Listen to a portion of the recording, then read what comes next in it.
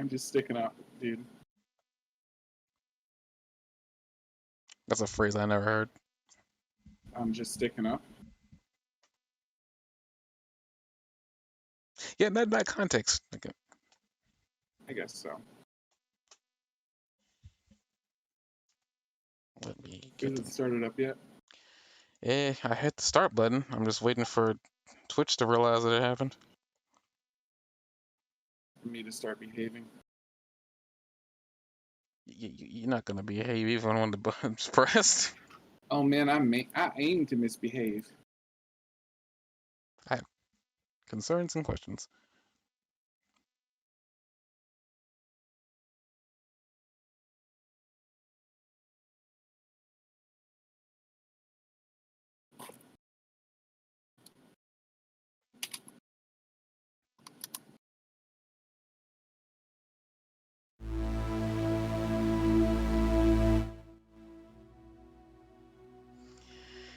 And we're back for another, I guess, late edition. Well, not late edition. Actually, we're on time this time. We want to talk about like edition of the Anime4All podcast. Normally we'd be reviewing 3 episodes, but I ruined that. So we're gonna be we're reviewing just one. It's My Hero. I don't think anything's changed in the department of stats, but I could check before I actually commit to that statement. Should really have these things pulled up before I start. Professional, everybody. Professional. Oh, shoot.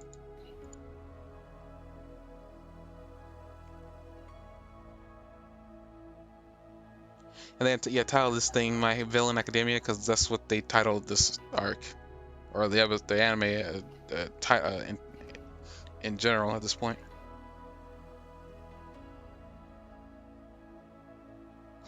Huh.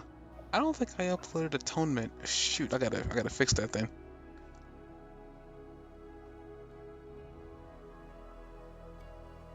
Okay, so we were 81% in the last 3 days. Last time, now we're 89, so we went up by 8.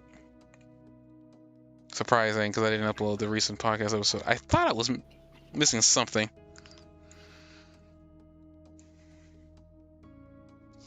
Oh, I got somebody who downloaded us in Palm Beach. I'll take that back. Port St. Lucie. Then I guess not much of a change. We had some people. I forgot we're on Stitcher too. We're apparently being listened more on something called Pod Nodes, but I don't know what that is. I don't know either.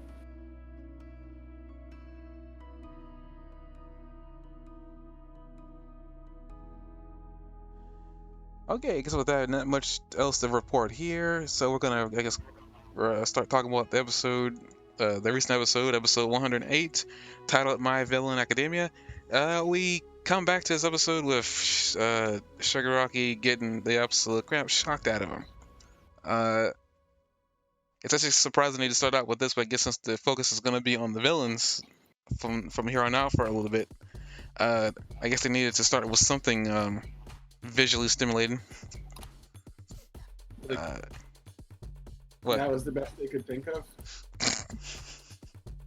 I can just think of a lot of things that are visually stimulating that have nothing to do with an animated male being shocked.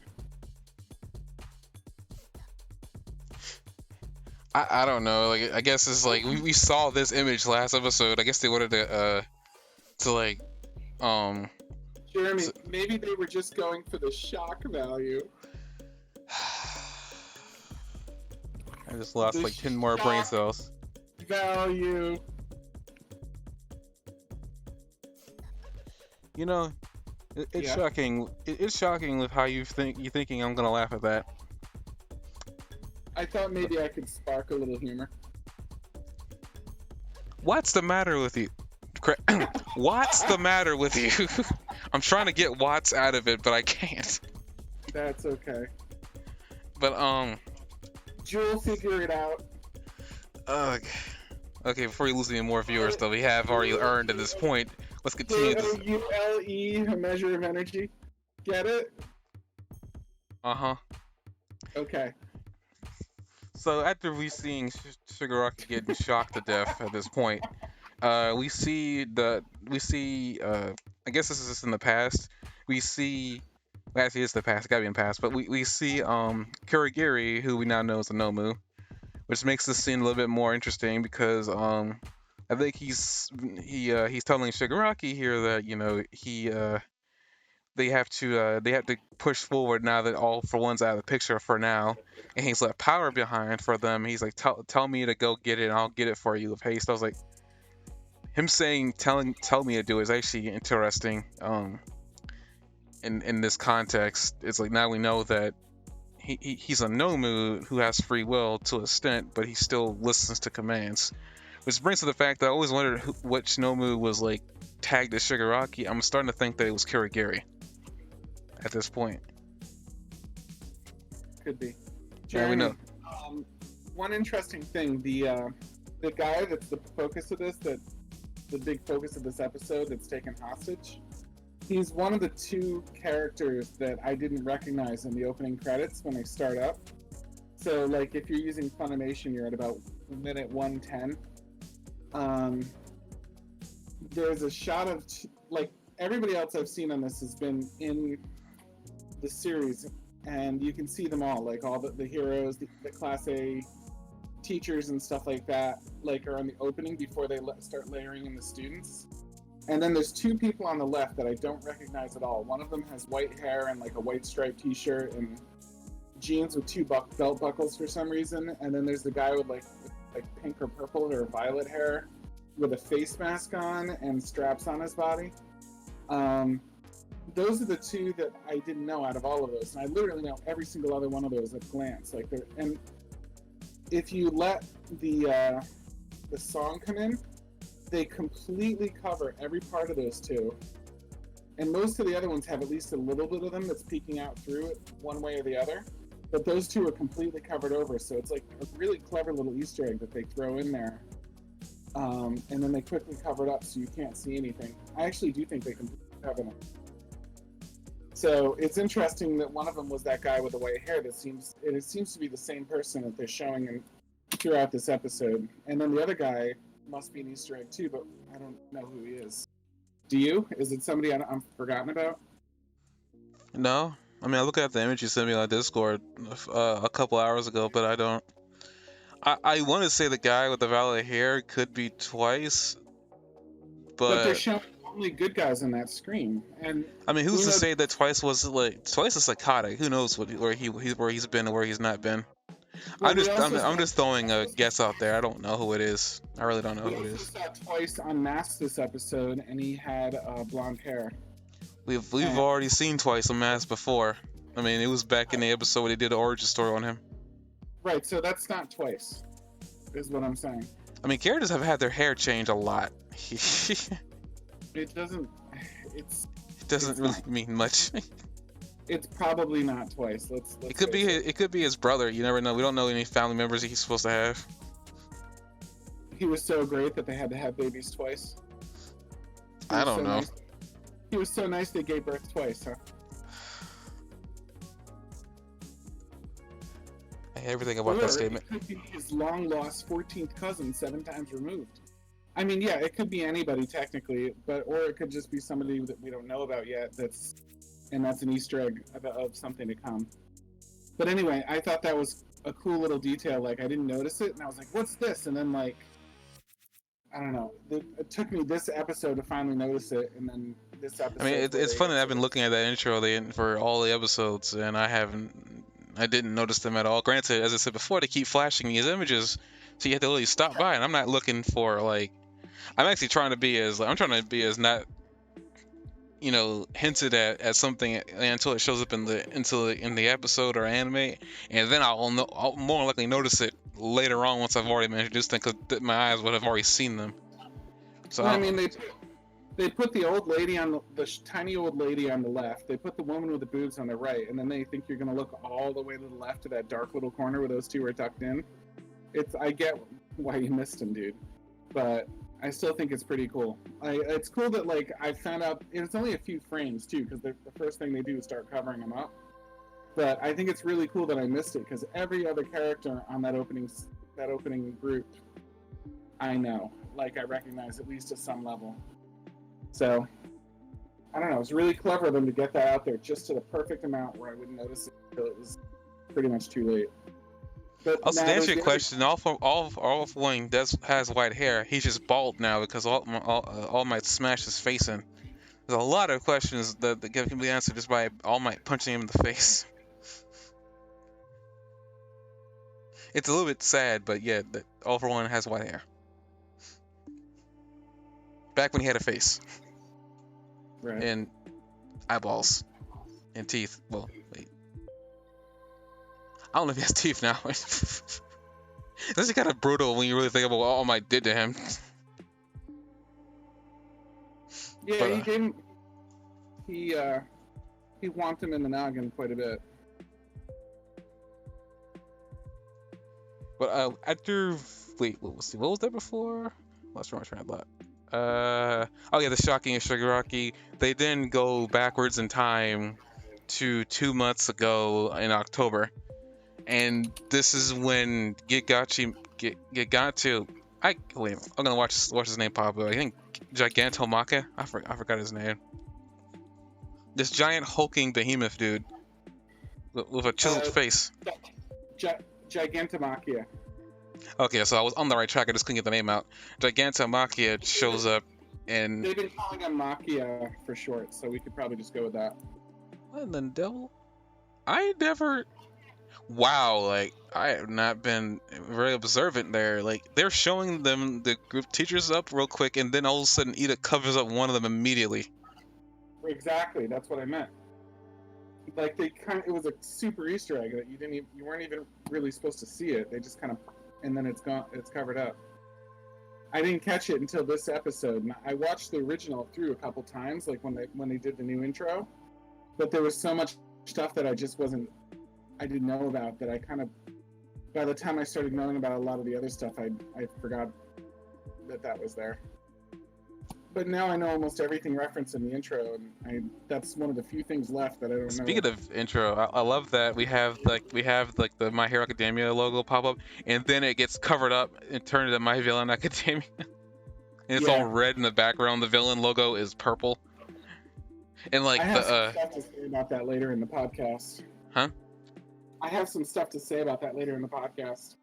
And I guess the one thing I'm gonna bring up too is I love that like the Japanese text underneath it is all being disintegrated or decaying away like Shigaraki's quirk. Yes. It's a nice detail they didn't have to do that they went through all this trouble to do. Okay, skip the intro because nothing new is there. Well, wait a minute. Because we never talk about the intro here anyway, so maybe spend some time here. We have a lull in the thing. No, nothing new. I've watched this several times.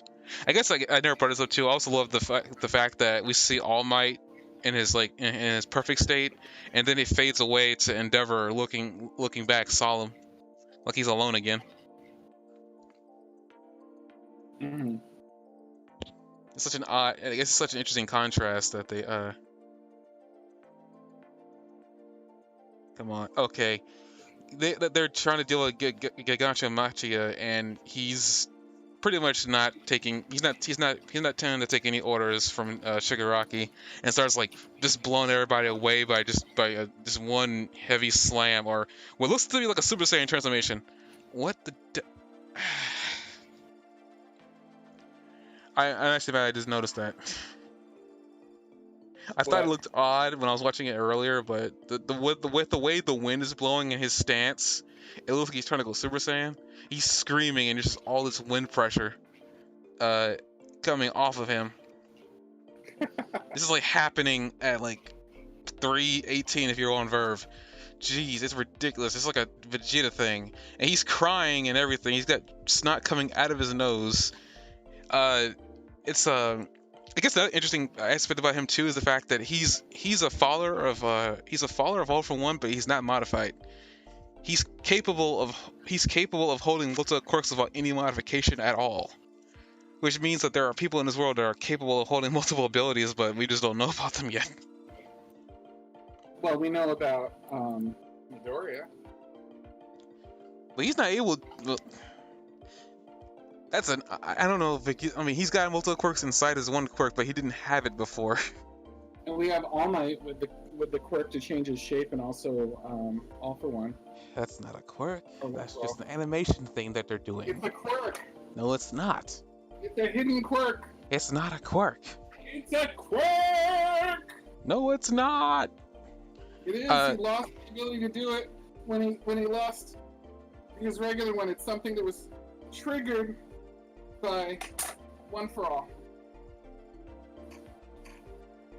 No, he didn't. That's just a puffing up thing. That muscular form is how he always looked. This is like skeleton form is just his injured look. You're so stubborn. It's an injured look. He even says it. But back to this episode. Back to the episode we're talking about. Like as Gigantamachi is about to attack Shigaraki, he hears One for All's voice in the radio recorder that's around his neck, which is an interesting detail that this is how they're able to. All for One, sorry. The box around his neck, which is an interesting detail they showed us that that's how he keeps being under control, which is why he doesn't go on a rampage everywhere that he shouldn't be. They're talking to the doctor. Ama Yujiko begins to speak, also known as Eggman. The doctor pulls everybody to his secret lair where all the super Nomus are just here. Oh dear, I didn't see that Nomu with the 5 mouths. Jeez. They seem to have extra emphasis on the Nomu that had the ghost brain. That seemed. I think that was the high-end Nomu that Endeavor fought. Was it? No, that wasn't it. I think it is him, mainly because there's a piece of his skin. Like if you look at him, there's a piece of his skin off to the back of him. It's very odd looking. It looks like he's missing his top half of his mouth. Oh really?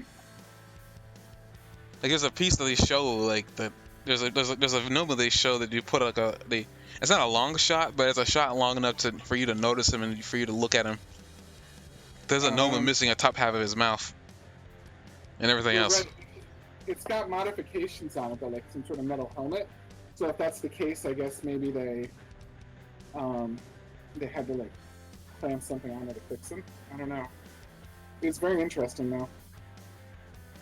What's interesting is that they keep showing Compress and he's doesn't have his mask or his hat, so it's kind of jarring when you see him in the image.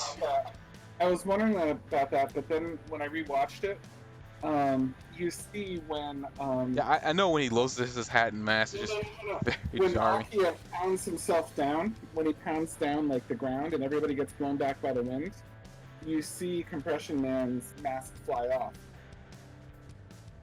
Then he didn't have time to put it back on when they vomited and got teleported over. Which we actually find out where that black goo is coming from. Oof, the Nomu that the doctor has on his chest, he's patting like what's his name? Dr. Evil? Yeah, it's like a little pug-looking thing. They also get confirmation of, well, not confirmation, really, just we now know the direction. We now know a general range of how old Shigaraki is. They say he's 20 odds. I'm putting my money that he's 25, because they don't say younger 20 something or older 20 something. He just say 20 odd. Yeah. So I'm putting my money that he must be 25. If he's not, I'd be shocked because they don't give a specific range of if he's on the higher end of 20s or he's on the lower end of the 20s. Right. But you see a flashback of when All for One again, like recruits him or saves him, quote unquote, or from the world that's waiting for heroes to save him, which is it kind of brings a really dark view of how the world works in this anime, because you see there's a little kid that everybody is clearly seeing when they're not helping for reasons we don't know of yet.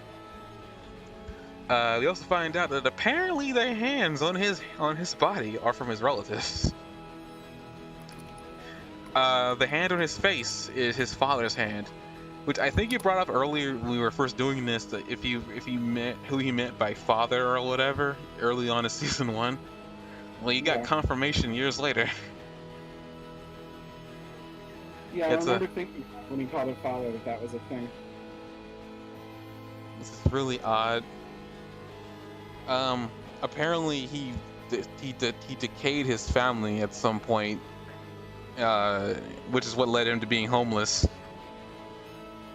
And apparently we now also now know that Shigaraki has a lack of memory. He doesn't remember a lot, which is interesting in my opinion because it kind of makes you think that I wonder what would happen if he got his memory back. Would he still stay evil or would he switch sides? That's a good point. He has a lot of anger founded on those memories, and all he really remembers is feeling very angry. So it would be interesting to see how that manifests. It Because I also mean, makes me curious about this. It also kind of makes me curious about um, the situation when All Might received his quirk, where we don't really know what happened there, but now we know that the former hero with that power, I forget her name. What is her name? I almost called her Tinko Shimura, but hold up, I almost called her Ren, but I don't think her name is Ren, is it? it might be. Let me It look might be that Ren. up. Let me look that up. We know that this guy killed his family, and we know that she's part of his family, and we know that at least some of the people in that flashback, when I sent you that shot from Discord, on Discord, we know that at least some of those people have a passing resemblance to her. So it'd be interesting to see if All Might got his power around that time, like as a result of that event, or if they're two separate events. Because we don't know the moment when he got the power. Nana. Her name is Nana. Yeah, it wasn't Ren. I'm thinking Rem from Trigon. But the rest of what I said still stands. Like, we know that some of the people that probably died in that situation, like in that screenshot I sent you where they're saying, can you remember? And you see that fractured thing, and you see some characters that look like they're either his sisters or maybe Ren's child, since that would be his mom or something like that, are part of what we think might have been the people that were killed. But he would have certainly been capable of killing Nana as well. So, you know, with that ability, it's dangerous. If you had no idea what was going to happen, you pick up a little kid and he touches you and you disintegrate. I mean, that's enough of a surprise attack, I think, where it could have taken Nana off guard and taken her. But, or at least injured her enough where she had to pass the ability on to her protege or a student before dying. But we've never seen like old Nana. We only see, in the past, we've only seen pictures of like young, spry, youthful Nana. So it's very possible that like something like that was the case. Well, we know something happened because we still don't know if Nana knew what happened to her grandson. So there's like a lot of things. Even All Might didn't even know she had one. When he found out, he broke down in that fight with All For One. Like All For One prided himself on keeping that little chess piece to himself until and then letting him loose on All Might. So. But it is interesting too because Ujiko, the Eggman guy, like mentions when he sees him, he says, "How's your father?" And he's doing well, and you see him kind of like nod, like he was confirming that. So I thought that was an interesting detail too, because we don't know who his father is, do we? Nope. I mean, his father's that hand on his face. Yeah, we know that, but I don't know why he specifically said the father. Because the father he has some extra connection to, because he puts the hand directly on his face, and B, he's spoken to the father in the past too. So there must be something extra poignant about the father, and the fact that he bonded immediately with like a new father figure, like he needed a replacement father. So there must be something there. Well, he looks like. I mean, even as a kid, he looked pretty starved and just repressed in all freaking places. Like, I mean, something happened to him probably during the revelation because he looked really young. Like he looked like the age that you would be when your quirk first manifests. Like plus, because if you look at the way the way Tomura was like on the ground, like when he was like just sitting there waiting for help, his hands were like face up. Like almost he didn't want to. He was crying, but he didn't want to put his hands on his eyes. Like he looked like he was really in pain and hurt, and he really like a little kid would be crying, like in a fetal position or whatever. He couldn't do none of that because he probably would decay himself just by touching himself. Because we learned early on that he needs to put all his fingers on you for him to decay, for him to put his quirk in action. So he must have learned that at some point, but he must have not learned it until like much later on in his life. But it's interesting. Like now we know that he doesn't have memories. I wonder what that's gonna do to his character when he does. Maybe that's what they're shocking him for. Because I think it's a known technique. It's to electroshock your body to recover lost memories. I'm guessing. Right. I think it's like a technique that can be used as like electrotherapy or whatever. You can shock, but then again, you're supposed to shock your brain, not your entire body. They went off base with that one. But essentially we see like the doctor's talking to Tomura. He's like saying that one of the main reasons why he's given him like I guess not so great no moves is because he was just testing him to see if like he was worthy of any of his like greater creations, which is kind of interesting and odd in really weird ways. Because he trusts All For One, and you think he'd trust All For One's decisions, but But let's see here. Let's go back a little bit. He's probably trying to get like Torma to share with him his convictions, and because he said you still haven't changed. You're still that little kid that thinks he can get everything. I guess by himself, and he wants to destroy the world. And Toga asks, "Are you trying to destroy everything, even the things I love?" And you show me an image of like you were asking, can she become Stain? And I guess it would make sense if she managed to get some of Stain's blood, but I don't know if there was a scene that we saw him give her some of his blood. I got that too. I was surprised to see Stain on the list. Izuki is the one with big hands, and that was news to me. I think it's the one with big hands, right? Izuki? Yeah. Or is that Itsuka? Wait, what? Okay, let me go back to that portion where she says that, just to be sure. How far in the episode did you say that? I don't have a time signature on that one, sorry. That's no problem, I'll find it. Becomes so many things that I love. Wait, I found it. Trace of him in the league. We'll get to what Toga's reasoning for being in the league later. And then she mentions, she says Oshako, but that's Uraraka, the first name of Uraraka. So it's weird that she says that she loves Uraraka and she loves Stain, and they're both people that maybe, like, we know she became Uraraka, right, for a moment, I believe? Mm-hmm. And then we assume now that she has the ability to become Stain, and then Izuki Wait a minute. I think I know what you're talking about. I think it's you're misremembering it. You're misremembering it. I see the line. I love Mr. Staney, and I love Izuku, and I love Ochako. It's Izuku? Deku, yeah, she got some of his blood at some point. Okay, sorry. Actually, she transformed into him too, actually, during the Chisaki arc. Okay, sorry.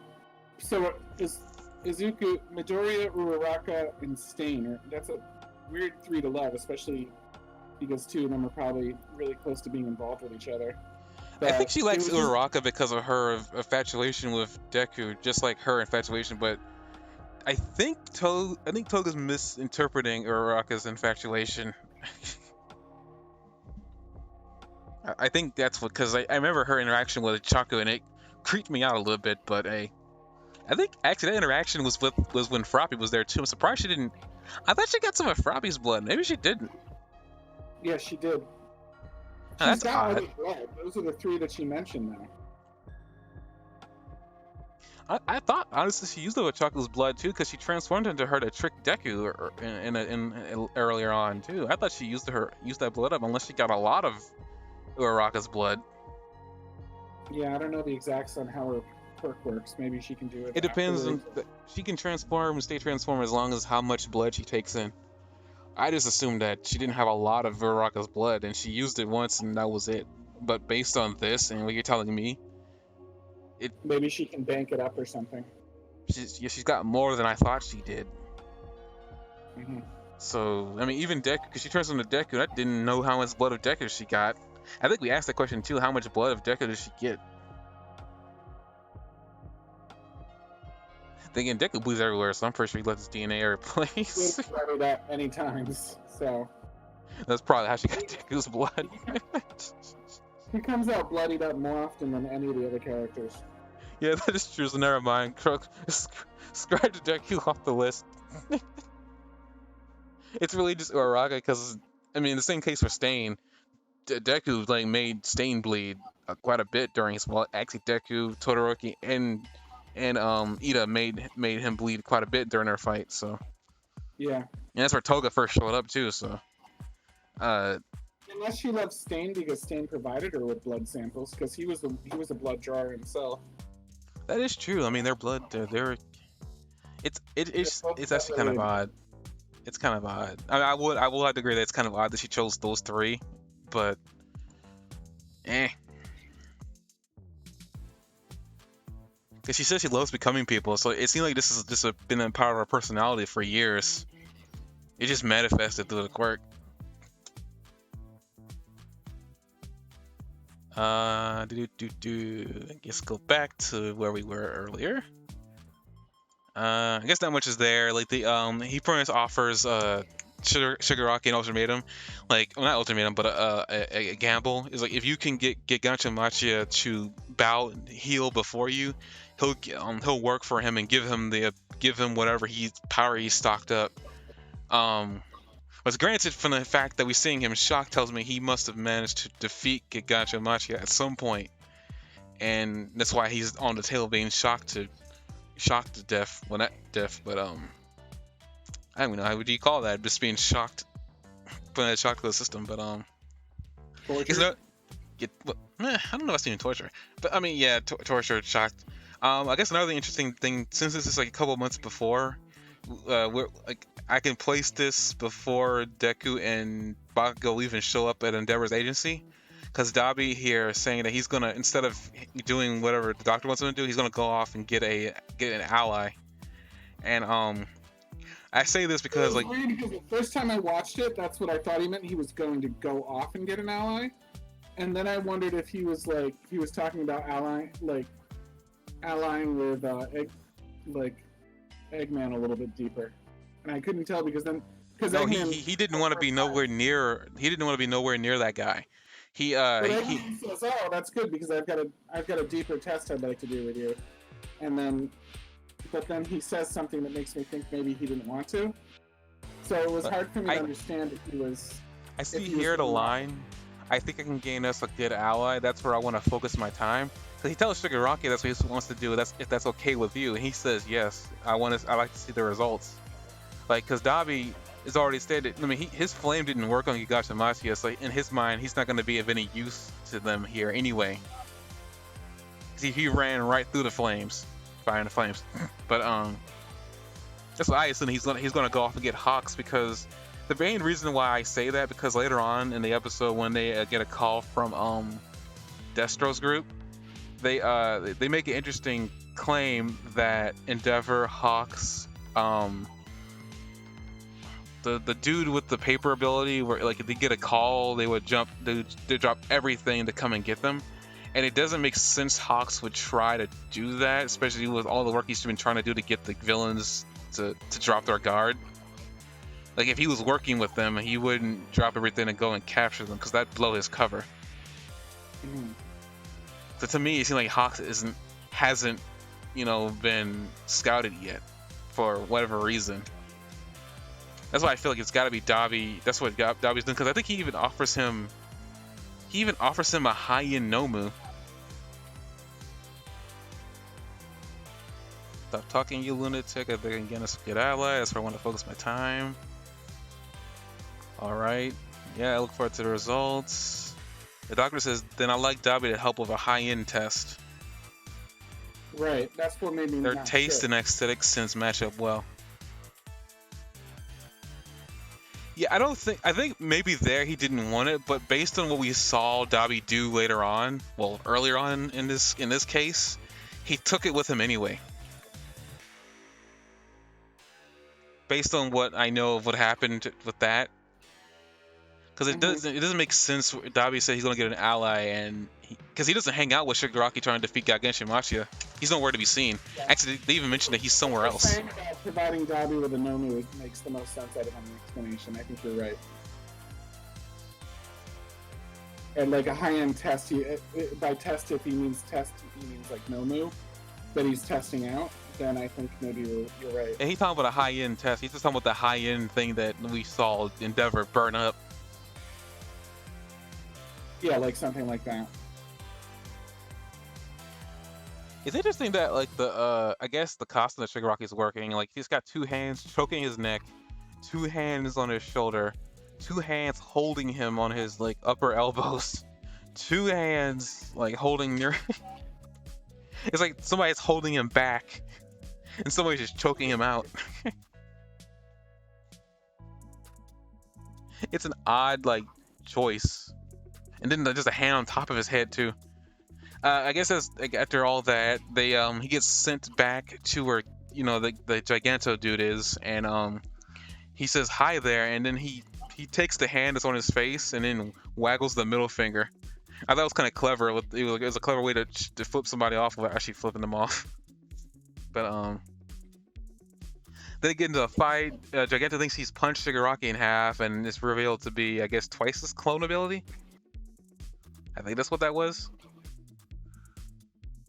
And apparently somehow, I guess we're fast forwarding in time because we see Toga and Spinner off in the distance, I guess resting or walking away from the fight. Mm-hmm. It's actually, cause I don't think we've ever seen Spinner without his mask on in the anime, so this is actually kind of first. I thought it was a whole separate character at first. It would look so different. He's a lizard man. What? He's a lizard man. What do you expect? I don't know. I expect he just. I don't think he looks that different. He looks like a thin turtle.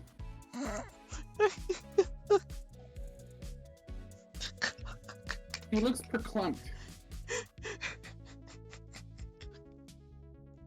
That design really upset you a little bit, didn't it? Yeah. He didn't look that different to me. It's just like he looks like him with the mask on his face. I guess so. It's just like, if I saw him in an airport, I'd be like, dude, you lost weight. He just doesn't look as bulky or awesome as he did. He just looks like a dude. I don't think he was ever meant to look bulky and awesome. It might have just been like if you've ever seen like a movie star, and then all of a sudden you meet him in person and you're just like, I know that's the movie star, but holy crap, it doesn't look anything like they do on the screen. It's like one of those moments. Yeah, I mean, that makes sense. I guess with Toga and Spinner, apparently they're off. Apparently the doctor's giving them monetary compensation, and Toga goes off and buys her a duffel bag and a coat. Yeah. I don't understand this line. I love cute A lines. What does that even mean? I look cute A lines? What? No, let me go back to it because it's during the scene where Spinner is like doing a voiceover. Okay. And like, there's this line that she says, and I guess maybe I'm misreading it, which is possible, but I know she says I don't move quickly when it's cold. I love cute A-line ones, is what she says. Oh, like top tier coats. Oh, she was talking about her coat. Okay. Yeah. I'm sorry. It's that line to me kind of came out of nowhere. I didn't understand it at all. It just seemed so random to me. Why she would like even say that? Okay, the coat. Okay, that makes sense. The coat makes sense. She's just Harley Quinn. That's what she is. Harley Quinn was never this insane. Yeah, she was.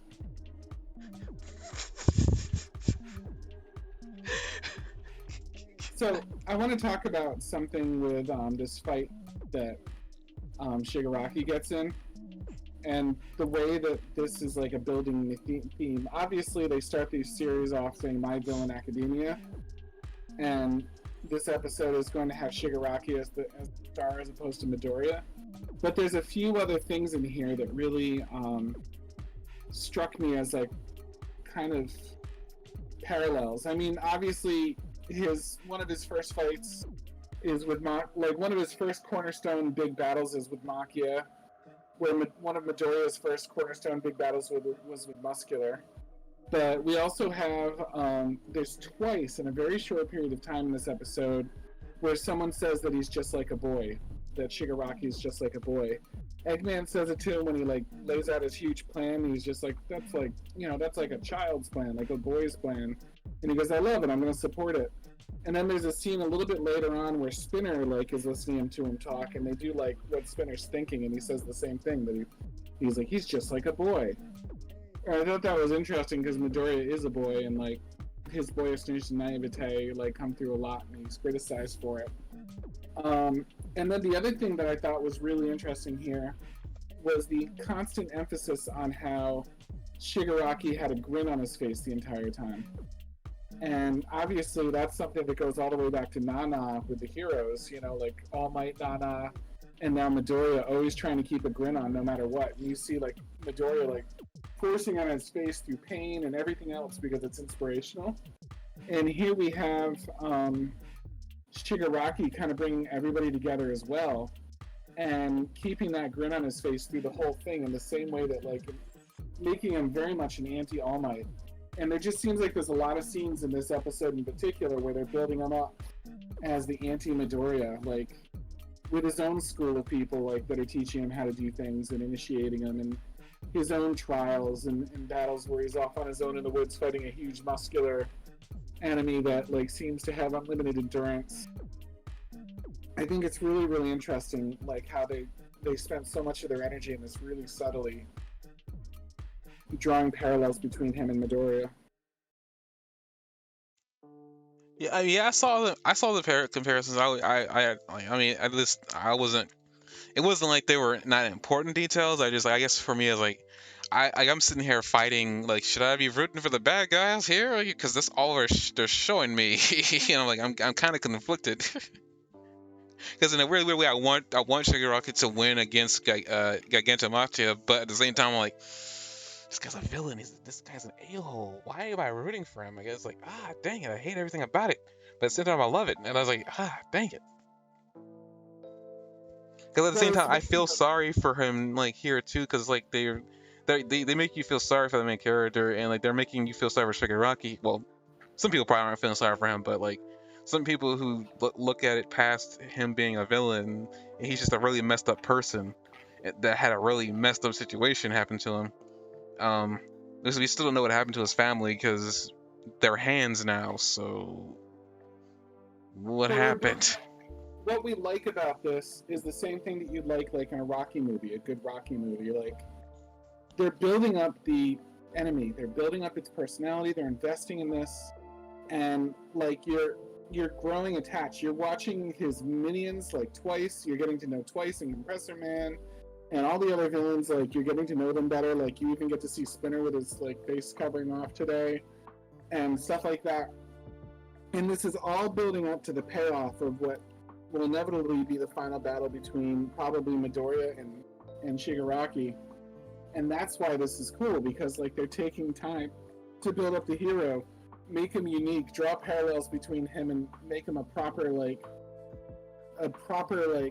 you know what I mean, like foe, like a proper foil to Midoriya. And he's gonna beat the Liberation Warriors, the 116,516 Liberation Warriors. He might not wipe them out, but he's going to win that fight. And I have no doubt in my mind that he's going to win that. And that's going to continue to build up his mastermind status. And he's smart, so he'll probably beat them and then take over. And then somewhere in there, he'll probably also take out Makia and submit him so that he wins Eggman's respect and support. Well, I mean, like the world is his oyster after that. He has an army. He has a monstrous bodyguard thing that's undyingly loyal. He has an evil, like, Dr. Giro style, like, mad scientist. Like, he's going to be fully equipped if he can get through this, what he's going through here. And he's even proving himself, because they said, he's been fighting this thing for a month and a half or 2.5 months or something. at one point, like some hyperbolaically large amount of time, with 3.5 hours to like sleep in between these nonstop battling. That's nuts. I guess I didn't really think about it that much. I mean, he's been because he has to be tired. It's probably like, but what was I about to say? I forgot. I had a thought process. Oh, that's right. Like the very beginning of this season, well, not season, but the very beginning of the second arc, we see somebody who I'm guessing was Shigaraki coming out of the rubble naked. I'm pretty sure that's the aftermath. Yeah. I'm pretty sure that's the aftermath. Meaning whatever Gigantomachia does, because you don't see him at all during the whole Deca City stuff. And apparently it happens so fast that the heroes can't even get there fast enough. Apparently, so like whatever happens within a couple of seconds. Yeah, I mean, yeah, he's definitely proven. So I find myself kind of conflicted here because it's like, it's not that I hate Shigaraki, but I don't like Shigaraki because of his personality flaws. Because he's very flawed. But I guess it makes him a good character in odd ways. But it just seems kind of weird. I'm very conflicted. I mean, I'm probably better at the end of this. I'll probably have my verdict on Shigaraki. I'm almost certain, based on how this ends. Because like as you said before, he's not dumb. He's very childish and impulsive, which is a problem for a guy who should be able to think and be able to plan 10 steps ahead of somebody else, because the training he's supposed to have gotten. But I guess the interesting one thing I want to question is like back during Shigaraki's like little fight, you see Spinner and Toga off on their own, and Spinner actually asked Toga an interesting question, and it's a question I actually like to pose to Spinner too, is that why is she still with the League of Villains? There's no trace of Stain in it at all. And that's when she brings it, there are things she loves, and she, in her mind, the closest she can get to Deku and everybody is staying with the League of Villains. So it doesn't really harm her in any way. But it's interesting ideas that some of these people came on to the League of Villains because of their fanaticism with Stain. But Yeah. Stain hasn't been active for like, from the looks of it, for months now, because he's in jail. But did he catch him, or is he actually still running about? What? Is Stain like still running about, or has he been caught? No, he was caught. No, he was caught. He was caught. Sorry, I forgot. I forgot about the really messed up kick to the face that he took. There's no good reason to let him go. So I could see why nobody's very interested in freeing him. But yeah, like so, like he hasn't been active from the looks of it for months now, and like it's kind of weird.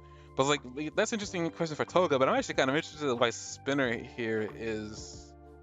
And I had this really weird headcanon like earlier on. I mean, this is definitely not what it is, but you know how early on in the series they brought up the concept of there being a traitor amongst them.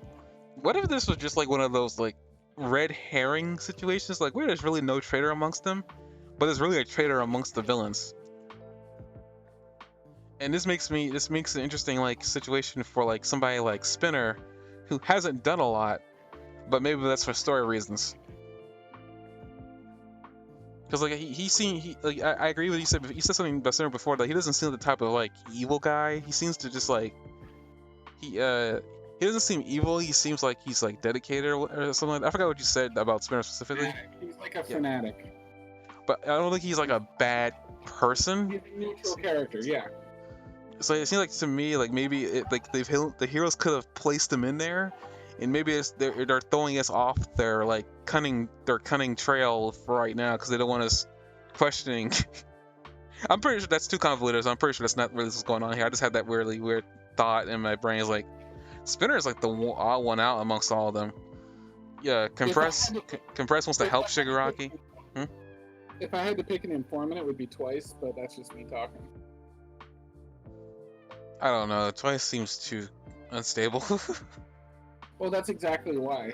You know what I mean? The other half calls up and was like, I got news for you.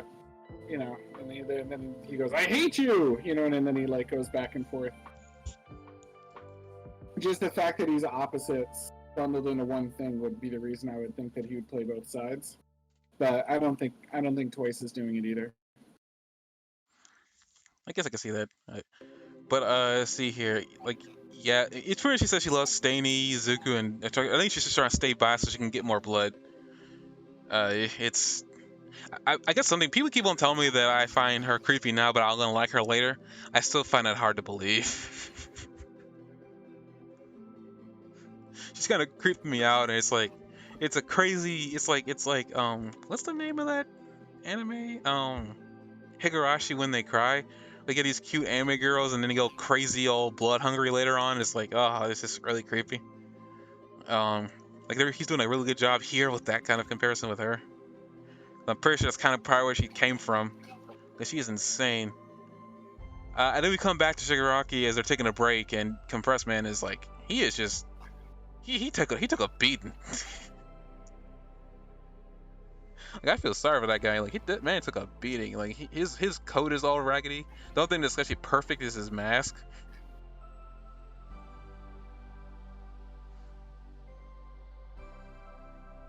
Hey, about Spinner, is he like wearing two masks? Because there's something on his forehead there that looks like it's goggles. Compressor Man's wearing 2, so. I guess, and then we get a call from like some random person. Well, what we've learned later on is Destro's group. Twice gets a call because he's looking for his friend. I forgot his name. Yeah, Girin, who we saw that guy earlier on. I think at the end of season 2. Wait, no, I think it's the end of season 1. I think it's like when they all showed up. Yeah, I think it was at the end of season 1. But he tells them look at, like, they send him a link to like I guess a news like a news broadcast, and before we find out there's been fingers being laid out everywhere, and we find out later on that the fingers are from his best friend. It's like, geez, that's kind of dark. I guess I'm gonna bring up something too. Is like, I'm trying to figure out who this Destro person is, or if this is just a name for the group. I'm starting to think that the guy who made the phone call is Destro. Because this is image of this guy who I believe to be Destro with a mask on, but the thing is, I want to bring attention to there's like a mark on his face from the side, and we see that same marking on the guy making the phone call, like on the side of his face. I missed that detail. I'm almost certain like it was him back when he was younger, because the scientist says he's surprised that they're even still active. So it's been a while since they've been around. So it would fit if it was him back when he was younger. It's a very weird detail that I kept on like. Cause anytime he's in the frame, I think even earlier on, anytime he's in the frame, that picture's in the frame. It's like they're doing it on purpose. But I guess that the picture's not in the frame here. But like, there's like when he's talking to the side, and he's talking about a picture. It's actually almost very deliberate. They're showing you the picture in him on purpose. Yeah, I saw that. But I didn't know what to make of it though. I'm willing to bet that it's him. I could be wrong, but it's just too coincidental that the marking on his face is like it's on the same spot as on that guy in the picture. Like either it's his brother or it's him. But or he's a fanatic and he put it in the same spot. Or he's a fanatic and he had a tattoo or it's marking in the same spot. I guess, but I mean, would those guys, billionaires, really follow a fanatic? Well, I mean, don't answer that question. Yeah, the Meta Liberation War. They made it sound like the Meta Liberation War was going to be the heroes going to be taking that on, but based on all this and the setup, it seems like this isn't going to be the thing that Endeavor and Deku and everybody else take on. Is something else entirely. It almost looks like the entire invasion of over 100,000 people is going to fall through, because Shigaraki is going to take over the Meta Liberation Army, and whether or not he goes ahead with their plan once he takes it over is up for debate. But I hadn't realized the Meta Liberation Army and Shigaraki were different, and now that I know that they're different, like, that really plays into it. Because, for example, the Meta Liberation Army has their own moles, separate from the League of Villains. The League of Villains also have a mole of some sort because they've acted on that mole in the past. So Hawks is not the informant for League of Villains. They have somebody else going on. So that's interesting. I know I discovered that. I mean, I already came to terms with that. I still don't know how I feel about Hawks. He's playing like 3 parties, but 2 of them are the good guys, and it's just like I still don't know. Like, I mean, I guess as his character gets explored, stuff like that, because I feel like they're gonna have to explore his character. They could have gotten away with it when he first introduced him, but now they really got to start exploring Hawks' character at some point. He's too involved right now. I think they're not going to explore. I think they're going to explore him by showing his true colors when he has to do something to decide between all the sides that he's on. I think that's going to be part of the drama of it, is that Hawks is going to have to make a decision that proves whose side he's really on. Yeah, that's true. I guess having another look at that picture, I think I might be wrong, because like the dots on his head are higher in the forehead, but then again, there's a mask on this man, so I don't know. Like, but it seems so odd to me because his hair color's the same. Like, the only thing that's different is he looks more villainy here than he did in that picture. It might just because he's just older here, but I was fighting with that, but now looking at it more, I'm like, yeah, there's some differences that don't make sense. His ears are pointy. Then again, it could just be because he's older. There's just a lot of things that could be because they're older. But yeah, they're picking a fight with Shigaraki's group. Now that's another thing too. I don't know what this poses with the finger, with the index finger and the thumb pointing upwards, like he's pointing at something. It's like a sign or something. I don't completely understand unless that's deliberate. I don't know, but it just seems so like a lot of what he's doing seems like he's doing it on purpose. Because he literally even reveals that his hand, that he's got a satellite on them in the space. This is even interesting too. Like these are conglomerate people who actually have money to spend on a lot of this stuff. Like they're not playing around. Right. But these people mean business. Shigaraki's got himself involved in some like huge mess, which explains too like why Shigaraki hasn't been in the scene too, because he's got his own mess to sort out. But he first gives Shigaraki an ultimatum, like, you know, either you die to us, or you get defeated by us, or you get defeated by the heroes.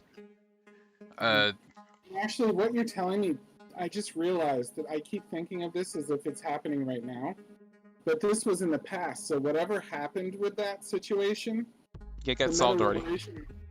What? Yeah, it got solved already. Like I said before, like that. So how did it get solved? Because we know Hawks is still flying over and seeing. But not that stuff. I'm just talking about like the situation right now with like Gigante Mashia and like the city of Daika.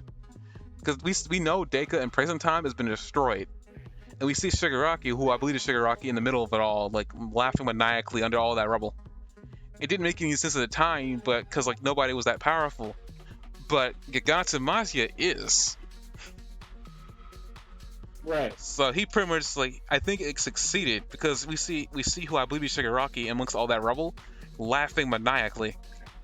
Right. So he won. But does that mean that they're going forth with the plan, but now Shigaraki's at the head of it? We don't know that part of the story yet.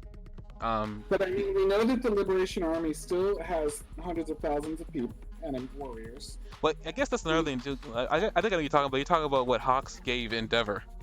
It doesn't make sense in context to what's happening now.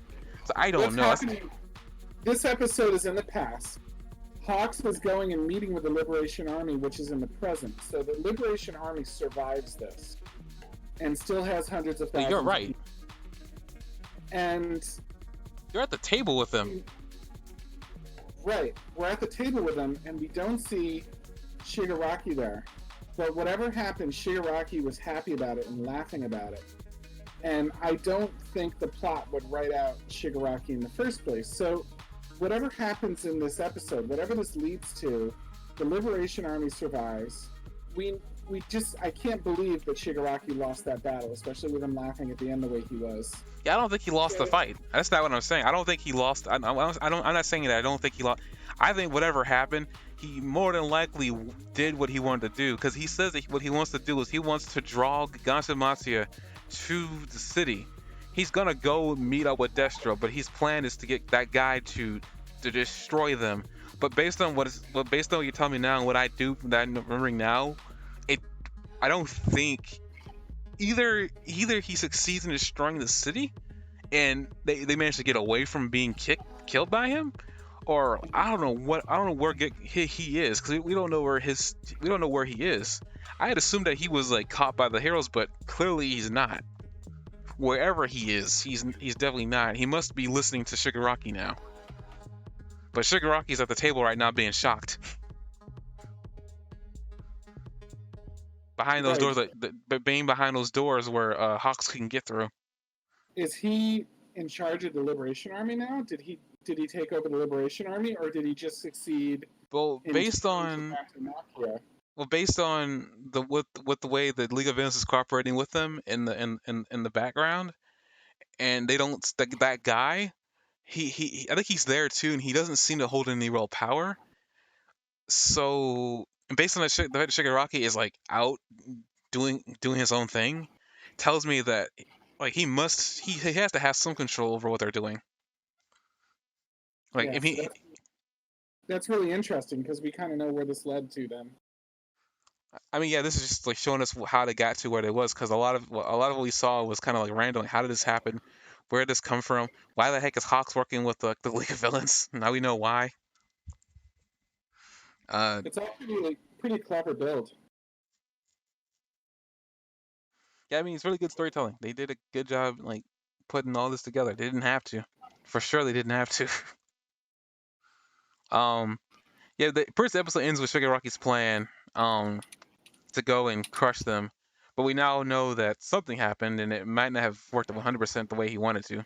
It definitely worked from whatever we know, because we see him amongst all that rubble, laughing maniacally like he won.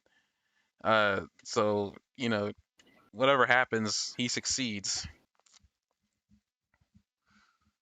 The Eh, next episode's a My Villain Academia episode too, so that's interesting. Well, I mean, yeah, this is a new arc. This is, if I remember correctly, when I'm hearing my Villain Academia arc is like something that people love a lot. So we will see why people love it so much. That's why I Right. brought the fact that people said that, like, I had a friend tell me that I may find Toga creepy now, but you'll change your tune when you see her backstory. But whenever that happens,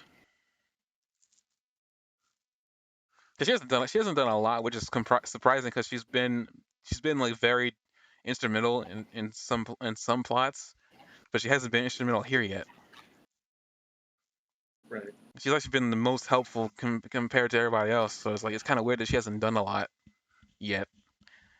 Um, so it's like I'm actually kind of curious. I'm right now watching the ending theme because I want to see if there's something they threw in there that we didn't see earlier. I don't think they did, but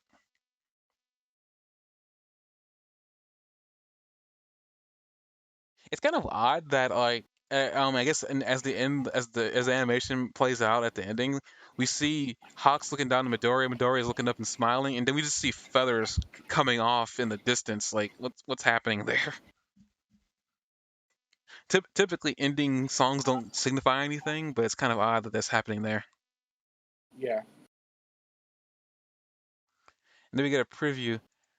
Okay, I'm actually positive that guy who I thought who I assumed that was Destro. I think it is him because in the preview you see him wearing the mask that Destro was wearing.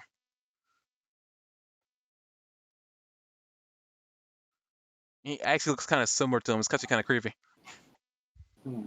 So he's either a really really strong fanatic or it's actually him.